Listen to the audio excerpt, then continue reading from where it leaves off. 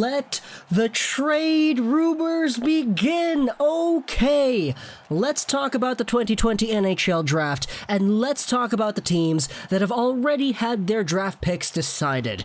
In this video, we're talking about the team that holds the 8th overall selection. It is the Buffalo Sabres.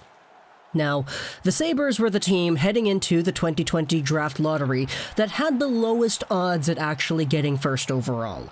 That's not a surprise. We've already made a few videos talking about the Sabres and their whole situation, how they were literally 2 points away from the play-in series, how if the NHL paused up literally a day later and the Sabres defeated the Habs on the day the NHL stopped, they could have been in the play-in series against Pittsburgh and it would have been Montreal in this position instead. Well, we've talked about the Sabres and their dumpster fire of a situation, and we've also talked about how I personally believe the Sabres could use that draft pick at 8th overall to help their situation out in the future. But a new idea has presented itself in the media, and it's one that Sabres fans and NHL fans all around have been discussing quite thoroughly. So, as a result, we're talking about it here on the YouTube channel because I thought it brought up some very interesting points of discussion that I think are also valuable to talk about here. Let's go over to this article on BuffaloNews.com, published 3 days ago by Mike Harrington. The article's title is Buffalo Sabres GM Kevyn Adams should take a different approach by trading the number 8 pick. Now, Okay, I know it's a big shock once you hear that title and once you internalize the idea that Mike Harrington is trying to bring up here, but you gotta think about it a little bit, because Harrington does make a very good pitch as to why this kind of deal should be done. So let's go throughout the article and pretty much go over the main argument. The number 8 overall pick in the draft, it doesn't help you right now. This organization can't wait until, say, the 2023 season for real contributions from this pick. This fan base isn't interested in waiting that long, and we know that's not part of Jack Eichel's program either. This team needs help, especially down the middle. See what's out there for a number 2 center. You wonder if Brandon Montour can sweeten the pot. You don't know who might be willing to deal until you put up that for sale sign. It would be quite a switch for the Buffalo Sabres to do this, and the intel is that they had no plans to trade the pick under Jason Botterill and friends. I like that. And friends, because Jason Botterill and his entire squad was pretty much just kicked out during that big massacre that the Buffalo Sabres ended up doing a few days ago. But pretty much that's the main argument, that an 8th overall pick is something that won't give you short-term success.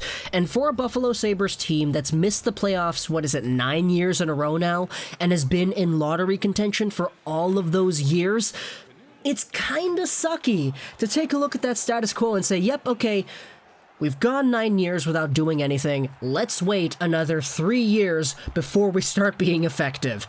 Jack Eichel's not going to like that, the Sabres fan base is not going to like that, Dahlin is not going to like that. We've seen a whole bunch of outcry from Buffalo Sabres players, fans, and media saying that it's just been too long.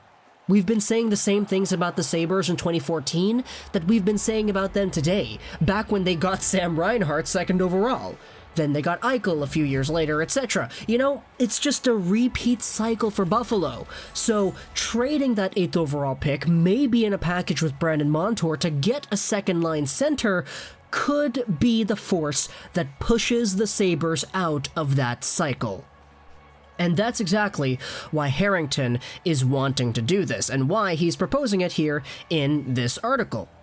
And the fact is, Kevyn Adams is the brand new guy in town who most people believe has a different agenda than what Jason Botterill was planning to do with this team.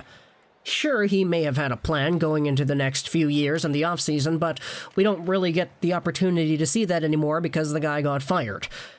The writer of this article also acknowledges how interestingly weird and, well, dangerous, to be honest, it would be for the brand new guy on the block to go ahead and just start trading away first-round picks. Trading his initial first-round pick obviously carries risk for Adams. Guys drafted 7 to 10 can become standouts, even when it takes a few years. Here's a rundown of some names that were picked in those spots since 2010. Mark Scheifele, Sean Couturier, Mikko Rantanen, William Nylander, Ehlers, Hughes, Werenski, Horvat, Dumba, Trouba, Hamilton. Yeah, you'd take any one of them on the current Sabres roster, so it's a tough call advocating a deal when that's the kind of player you could be giving up. And especially in a draft like this, where the top 10 is pretty much guaranteed, and they're all really good players. Whether or not it's the Lucas Raymond that I proposed the Sabres should take at 8th overall, or it's somebody else who drops down there to 8, whether that's a Rossi, a Perfetti, or a Drysdale, or a Sanderson, or an Askarov, there are many, many good players in this draft. And the fact is, if you trade 8th overall, you're trading the long-term upside of those players for a player who, if it's a second-line center, then hey, that's great. He will probably be able to help you long-term, assuming he is a young guy, but he also provides short-term success too, which is what you're really going after here. Short-term success, because the Buffalo Sabres need to get over that hump. They were 2 points away from being into the play-in series this year, and Jack Eichel said it best. That's not what they're aiming for. They're not aiming to make the best out of 24. They're aiming for a best out of 16. They're aiming for the playoffs, and they want to do that every single year. A second-line center, like a guy, I don't know, let's just say, throw a name into the hat, Ryan O'Reilly. That's a guy that could definitely help out your team. And now I just dug up some old wounds, so don't hate me too much if you're a Sabres fan. But hey, knowing the Sabres' luck, if they even used that 8th overall pick, who's to say they're not just going to get another guy who doesn't perform up to expectations like an Alex Nylander, or a guy like Casey Mittelstadt up to this point? Obviously, there's room for those guys to improve long-term, but when Casey Mittelstadt is drafted in 2017, you take a look at the other guys around him who were drafted, Cody Glass, you take a look at Elias Pettersson, you take a look at Cale Makar, Miro Heiskanen, a lot of the guys later like Nick Suzuki. There's a lot to be desired here. And obviously not every draft pick you have is going to be a Dahlin or an Eichel, and a guy like Dylan Cousins is a few years removed. So if there's any time for the Sabres to start capitalizing on the players they have, it's next year. And trading away that pick for this upcoming draft will help them in that. Especially in a situation where the new guy in town has all the power and he has an opportunity to really change the shape of this franchise. It's just a matter of whether or not you would want him to do that.